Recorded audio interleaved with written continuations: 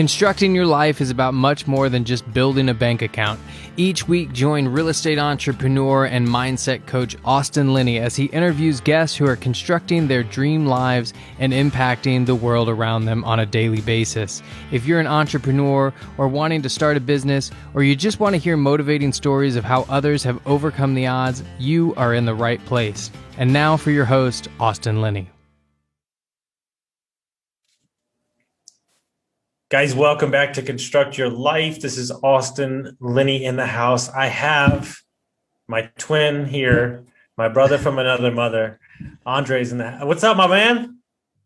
Nothing much, man. Just cranking and banking. It's Monday morning. I'm ready to get after it and see what the week holds.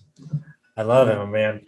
So what I like to do with my guests is I like to let them start the story where they want to, and then we'll go from there. So why don't you kind of start it wherever you want to, and then we'll see where it goes. Okay. Well, I met Austin at the beginning of the year, and if you don't already know, Austin is just a very motivating person and infectious. So I had throughout in the universe that I was going to do the 75 Hard program by Andy Frisella.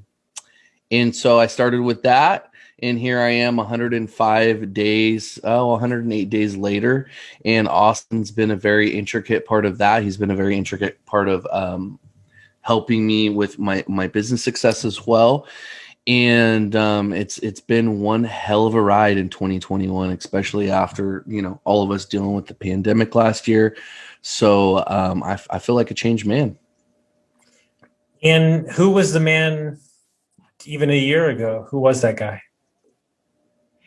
85 pounds bigger, unmotivated, struggling with confidence, struggling with motivation, struggling just with life in general, not really having any direction or knowing what he wanted to do, just kind of a lost soul in a sense. As you stand back and you look at yourself now and you're just getting warmed up, what advice would you give to that guy a year ago? The advice that I would give that guy would be to identify something that's important to you and commit to it. Make sure you have a group of individuals around you that are going to force you to level up and to be consistent. Those would be really three key things, Austin, because a lot of times I feel like, and I was this individual for a long time when life gets tough, you want to kind of throw in the towel or try something new because it's not working out for you. And so for me, it's just, to also tell that guy that if you woke up today, you have 100% survival rate from all of your bad experiences. So you're batting 1,000%, and a lot of people don't realize that. So those would be four things that I would tell that guy. I love the last one. So when you start the shifting, what was the light bulb moment, or what was the switch that happened, or something that somebody said to you, or like an aha moment that you had for yourself? Like, what was because a lot of people start changing, but something falls off or they fall off. What was kind of what started it for you? For me, a lot of times when we look at like doing the inevitable, or we look at a huge task and we don't reverse engineer, you always ask yourself, what if it doesn't work out? Like you instantly, your mind tells you like, oh, it's not going to work because of this. And so really for me is I switched my thought process and I asked myself this question: what if it does work out? How are you going to feel? What's that going to look like? With a sense of accomplishment, things in that. So for me, really the turning point was switching thinking in a more positive way, but then also physical fitness. I was over 280 pounds at the beginning of the year. Like I was just not feeling good, waking up late, And so I knew if I needed to make this change, it started with how I felt about myself and how I looked about myself in self-talk. So I would say really what steamrolled that, the aha moment was, if I don't do this now, what effects is this going to have on my life in 15, 20 years? If I continue with these same habits, what's that going to look like in 10 years, 20 years, 30 years? So really looking at, if I stay where I'm at, if I throw in the white flag, I know what that looks like. But if I decide, hey, I need to do something, I take a proactive approach, I believe in myself, what if it works out? And so that was really kind of my defining moment. Was it sucks right now. I'm comfortable with it sucking. I know what this looks like. But if I change it, what will that look like? And if it works out, what will that look like? And that's when I really got excited and kind of made that transition over. And I love that, but I'm curious, just because you and I have been through similar stuff. When you start to change, how does it affect the relationships with maybe people or family members or things that you had previously? Did you ever have any uncomfortable moments with stuff like that? Yeah, because the biggest thing is you can have all the talent in the world, but if you're not putting action behind it, if you're not being consistent, like everybody's, if you're one of those people, which I think we've all been there, like, hey, I'm going to do this, I'm going to do this, I'm going to do this. And then in 3 months you talk to that person, it's like, so how's that going? How's that going? Like, having that sense of defeat or feeling like, oh crap, like I'm just kind of a talker. I'm not really providing. So for me, really, was, if you want to be respected in this life, if you want to be taken serious, it starts within yourself. So how the uncomfortable became more comfortable, or I was able to deal with it, is, I took myself serious. I respected myself. I got to work. And as a result of me not talking about what I'm doing, but putting action in, I was able to develop that level of respect, and the relationships changed because people were like, wow, this guy's just doing it. He's not telling me what he's going to do. He's just keeping his nose to the grindstone, and he's just getting it done. So that's where I would say like that shift was, and how they changed. And it was just, once again, as a result of me taking myself serious. What's interesting is I know, because we talk about it, the working out, the feeling better, all those things are great. And they're amazing. And I think they're the foundation for everything. But what has it done to your business? Like what, because you're an agent. So what has it done? Yeah. What does this year look like compared to last year? Well, last year, I really wasn't doing anything, in a pandemic and everything like that. And so this year, really the biggest thing is my business tripled. I felt better. I wanted to get on the phone. I wanted to be a servant. I wanted to help people. And it really was the physical aspects trickled into the mental aspects. And so for me, by setting goals in my health and fitness, I feel better. I have more energy. I'm able to show up at work and really be present and take care of my clients and figure out, who do I need to help today? Who do I need to serve today in real estate? And so as a result of the physical benefits, it trickled into my business in the sense that, like, I was showing up every day. I was motivated. I felt good. And as a result of that, my business just doubled, tripled. And here I am, just extremely grateful for my clients, extremely grateful for making those decisions, and staying consistent with it. I love that. And a lot of times it's interesting is people don't understand is that they're saying, I can't work on myself because it's going to affect my business, which I think is the most ass backwards comment I've ever had in my 100%. life, because you working on yourself is going to 10x your business as a CEO, as a leader in the community and everything like that. So, but something that you mentioned to me also in what changed is you were really taking a clear look at your content that you were putting out, and kind of talk us through the metamorphosis that when you shifted your content around, that you kind of saw a big change in, reaching people, adding value, stuff like that. So I mean, there's two types of content. There's selfless content and there's selfish content. Am I posting this for me, or am I posting this because I want to seek opinions of others? I want to inspire others. And at the end of the day, what really happened and where I switched with my content was that when I started the 75 Hard program, Austin, I had people reach out to me. Hey, I'm struggling with mental health. Hey, I'm overweight. Hey, I'm depressed, whatever it is. And I realized as I started doing this that people, it's not so much about people taking notice, but it was inspiring people. And it made me realize that, like, even if people don't pay attention, they're paying attention. Even if you don't think people are watching, they're watching. And what I realized is it made me feel really good that I was making an impact in an area that I was doing really well in with this fitness and my goals.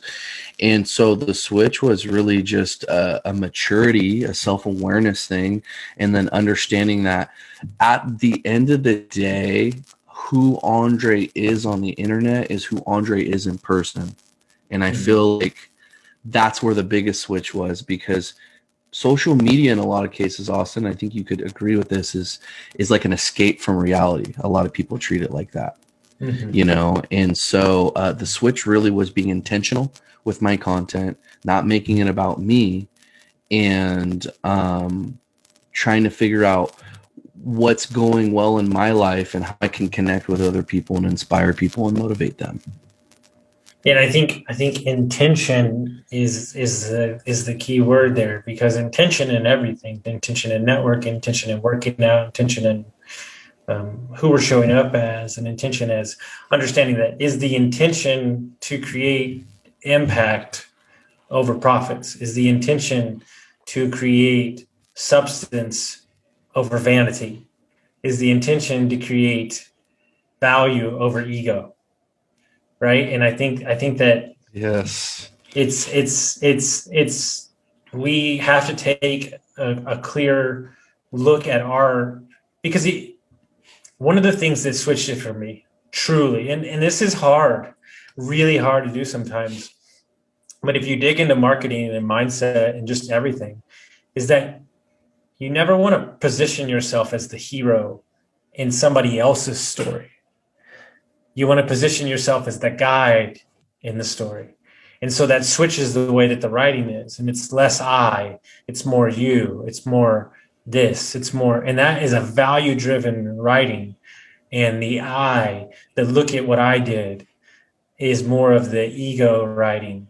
And it's weird to me, and maybe I've studied so much marketing this year, but you can really see it in somebody's writing. You can see it in the way they form sentences together. And so we have to make sure that we're doing what we say we're doing off of value-driven substance, right?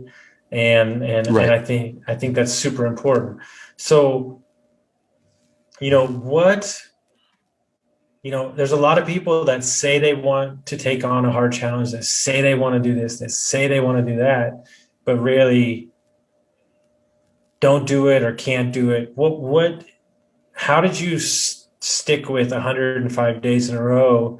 But more importantly, what made you want to take it to the next level on the 75 hard? It was one of those things where if I've gone 75, why can't I go another 30? And I really ask myself that. Now, don't get me wrong, 75 hard, I know you've participated in it. It ain't easy by any means. But for me, what I looked at was, if you pick something and you work hard at it, the biggest lie ever told is when people tell you it's not that simple. Because at the end of the day, it actually is very simple.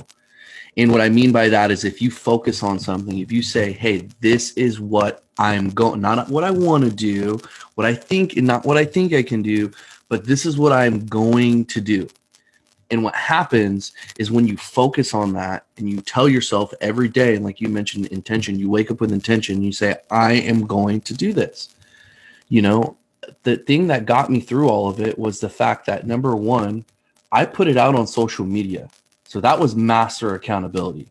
Like, how defeated would I feel going back to my friends, my family, my audience, and not accomplish this? But at the same time, if I just worked really hard and I just focused on this thing, like, how good would I feel? How would my life look like? What would that look like? I just really looked at being divorced from the result, but married to the process. Everybody sees like the end result, but it's really what happens from point A to point B that really makes you who you are. And so for me, I just hung on to the fact that how if I just continue to do this boring, monotonous stuff, and get in the habit of that compound effect, what that's going to look like, how that's going to benefit me, how that's going to benefit my business. And I just really hung on to the fact that I deserve it. And I made this commitment to myself. And let me tell you, Austin, some days you want to throw in the towel, right? We're human, but then I just got into this crazy mindset where I was like, 2:00 in the morning, screw it. Let's go do 10 miles. And then all of a sudden, got kind of crazy. But going back to your question, it's just really self-talk. And that's what got me through and really put me in a position to, if I don't do this, if I can't commit to this, if I can do this, I will do this. I can do anything. And that was kind of my approach. And like social accountability used the right way can be a very motivating thing, right? Because, I wouldn't be the coach I am if I didn't do what I said I was going to do. I wouldn't be the boss or the owner of said company if I didn't do what I said I was going to do. Because ultimately people have a very high standard for everybody around them, but yet their own personal standards are probably not as high as they should be. And so we have to ask ourselves, what are you doing every day? Stop worrying about what everybody else is doing. What are you doing every day? Create that space, create the wins, the small wins over and over again. And, you can create whatever the fuck you want to create. And it's as simple as that. 100%. 100%. So where do you see yourself, 6 months, a year from now? What's the path that you see yourself on? Well, I want to double the production that I had in the first half of the year from a business standpoint. Right now I'm hovering around 200 pounds. So I'd like to be about 185 pounds, 10% body fat. So I'm really working on just kind of continuing my fitness. I know we talked about it, but, writing a book, that's something that I've really kind of set the intention on. And really just continuing on the path that I'm on, setting an example, starting with myself. So I really would say those are some big things. Also, I want to get a few doors by the end of the year. That would be fantastic. There's a few markets around the country that I'm looking at. And that's really in a nutshell what I would say, what I want the next 6 months to look like. And, it's just kind of just duplicating what I'm doing now, but doubling down on that and kind of just continuing to fast track myself and position myself, in a twice as good of a situation as I am right now, 6 months down the road. And is there anything that's possible that could stop you from doing that? This guy right here, really, that's what it comes down to. So, I think a lot of things. I think every day we all encounter things, whether it's me, whether it's you, whether it's Jeff Bezos, Steve Jobs when he was alive, these people, it's just really how you deal with these problems, So I would say I'm the only person, as cliche as it sounds, I'm the only person stopping myself from achieving these, because it's my choice to wake up and decide what I'm going to do, how I'm going to live life, and what standard I'm going to set for myself. It's a key word in there, choice. A lot of you people are walking around like you don't have a choice in the matter. You're in that toxic relationship. Well, I don't have a choice in the matter. I'm in that job I hate. I don't have a choice in the matter. I'm 100 pounds overweight. I don't have a choice in the matter. No, no, no. This is where you got it wrong. All the choices that you made got you exactly where you are right now. But here's the kicker 100%. is that because you made those choices, you also have the extreme ownership ability to change the narrative as well too. So anybody that's out there that says that you think you're in or you can't change, you can. You can change right now. You can start today. And so he's happy to come on here and share his story. I've shared my story. We're all here to share our story to tell you that you're not the only one going through it. It's all available. But in order to do all those things, you have to take extreme ownership to where you got to where you were going. And it can change just like that, 6 months, 3 months, 2 months, 6 months, a year from now. Because what's interesting about the old ways that we did it with the new ways, can you imagine us doing the new ways that we're doing it, the amount of time that we did it the wrong way and what that's going to look like on the back end, right? It's super crazy to me. So anybody that's out there, anybody that's hoping to change, wanting to change, that's listening to this, what would you tell them? We all have problems. You know, it's like so easy when you're in that victim mind to say, hey, look at me, I have all these problems. But two things that I would tell people is one, like be comfortable with discussing your issues with people that are in your peer group. You know, if you're struggling with something, if you got things going on, understand that you're not going through it alone, and the impact a conversation can have with someone just by understanding that you're not the only person. And the second thing that very few people want to do, Austin, and we've had plenty of conversations about this, is go in front of the mirror and have the most honest conversation with yourself. Okay.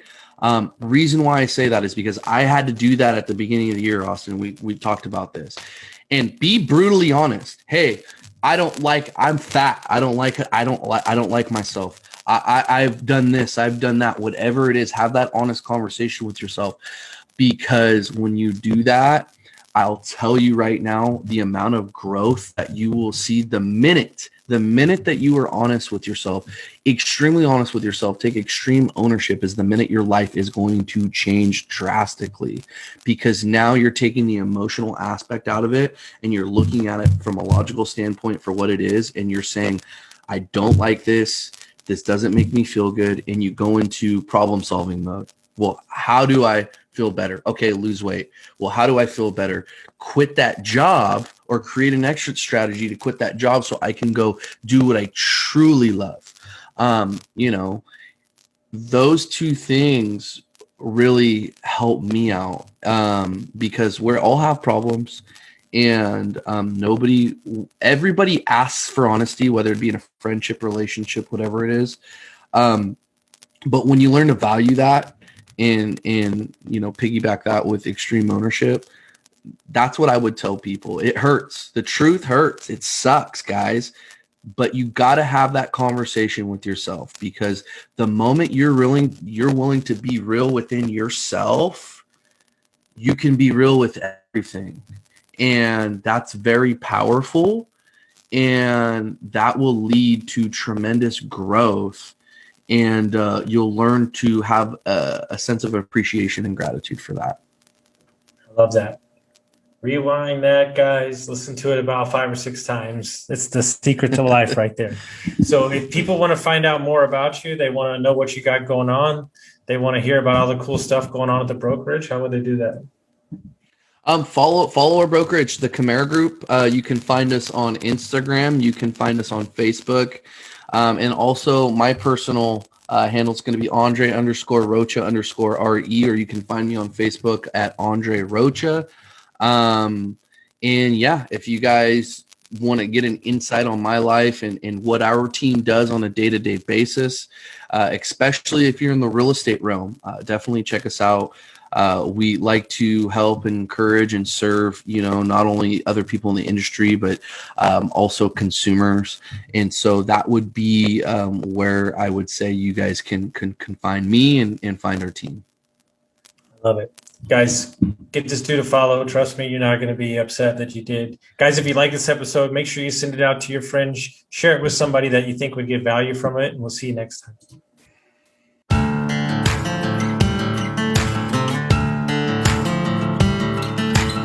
Thank you for listening to Construct Your Life with Austin Linney. If you enjoyed this episode, be sure to rate, review, subscribe, and pay it forward by sharing with a friend. Most importantly, take this opportunity to start constructing your life by taking immediate action on what you learned. For show notes, resources, and more information on one-on-one coaching with Austin, visit constructyourlifepodcast.com.